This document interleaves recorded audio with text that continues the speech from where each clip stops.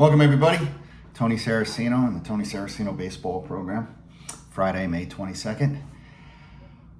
We got a Met win yesterday, which was important. Able to split the series with the Nationals, 2 games apiece. Thank God. They didn't want to lose that game. 6.5 out on the wild card. That's a good thing. I still don't think they have a shot at the division at 12.5 out. I know it's not even June, but they just don't look like they're ever going to catch the Braves. Good things with the Mets. They scored more runs than the opposition. So, even though it was only 2 runs, it was more. So that's a good thing. Can they please get some tack-on runs? Seriously. I think when the Mets get ahead, if they had their druthers, they'd like to call timeout and just end the game right there if they could. I swear to God, the Mets never, ever get tack-on runs to help their bullpen. Ever. And yesterday was no exception, including the bases loaded in the 9th inning and not scoring a run. Incredible. Which, if they'd had a challenge, they might have been able to challenge a couple of things, a couple of strikes. They didn't, because Marcus Semien decided to challenge something in the 1st inning, a completely meaningless challenge with a ball that was right down the middle. And Bo Bichette decided to challenge something with nobody on in the 6th inning for some crazy reason. So this is what happens when you waste your challenges. And I put this on Mendoza because they just haven't instituted any type of standing operating procedure to what we want to do when we challenge. There's certain guidelines we want to come into. Don't challenge before the 4th inning unless there's men on base if it's 2nd and 3rd or something like that. You just can't just randomly challenge whenever you want. It's dumb, and it's going to end up hurting the Mets. Peterson yesterday, dodging trouble in and out all day, walked the bases loaded in the 1st inning. Was able to get out of that. 1st and 3rd in the 2nd inning, able to get out of that. Gave up a run in the 5th. 80 pitches, out of the game.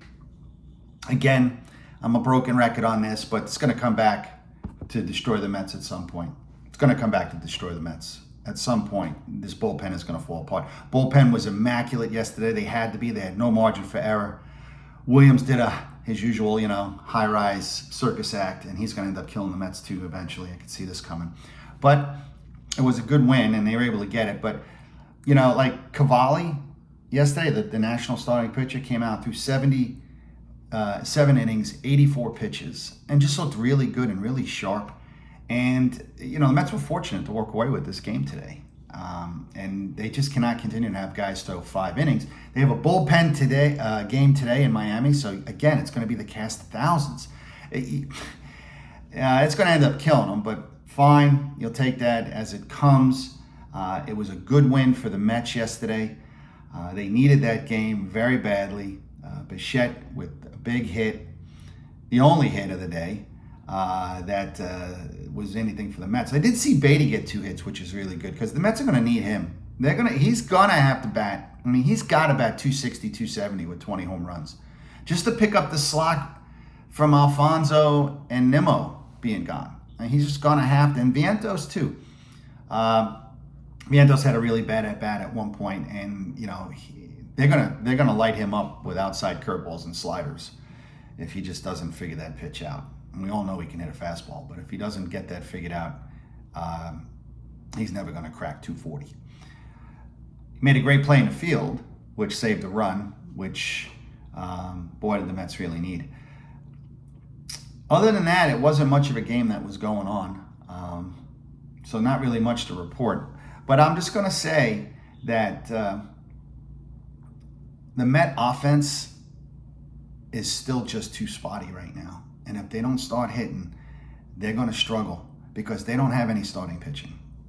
They got openers. You got Peralta and McClain. I'm happy that Peterson threw a decent game, but he didn't look great today. He didn't look great. Come on. They're going to have to get some reinforcements in here. They're going to have to make a trade. And they're going to have to get some starting pitching in here. There's just no way they're going to be able to survive in the summer months with this staff. And Clay Holmes isn't coming back till August, if that's the case. We all know the Mets with injuries, by the way, over the years. Jose Reyes was a week away for 4 months. David Wright was a week away for 3 years. The Mets just don't report injuries well. You still don't even know with Lindor. Does anybody heard anything on Lindor? Oh, it's going to be out a while. Can we get some timing on this? These are professionals. These are professional medical people. Can we get some timing? Like the Mets, I feel like it's like Dr. Kildare, Dr. Kill Patient. Give me a ballpark here. July, August, June. I don't know, something. Work with me here. That's just the Mets. It just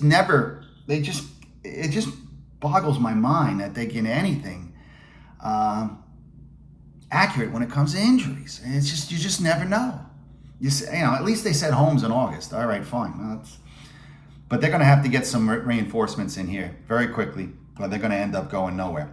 They're in Miami tonight. It's a bullpen game, so I think you'll probably see Minaya out of that pen at some point. I think you'll see Warren early in the game at some point.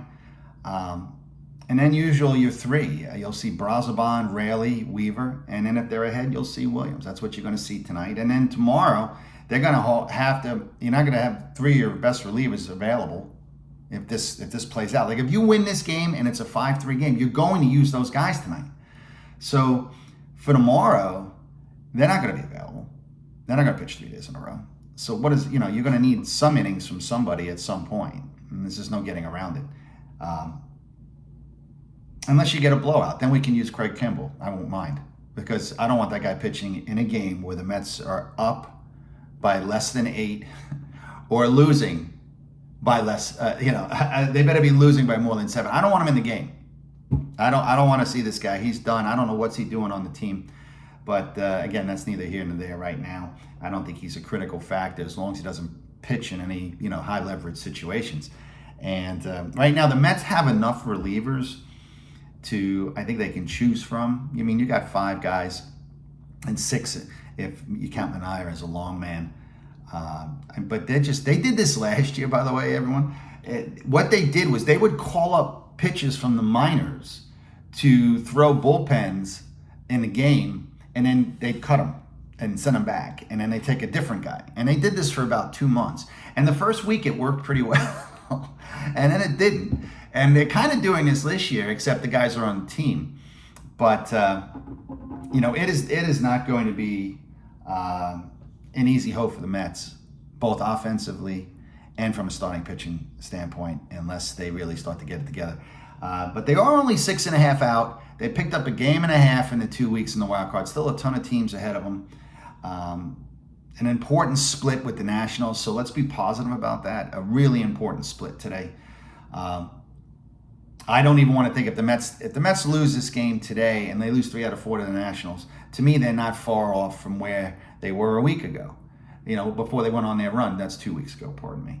So it was a good win today. Tight game. Bullpen did its job, and it had to do a long, long job. And we're talking 4 innings. No tack on runs, but it's a win. A win is a win, and you don't. I'm not disparaging the win. All right. So we're going to take that.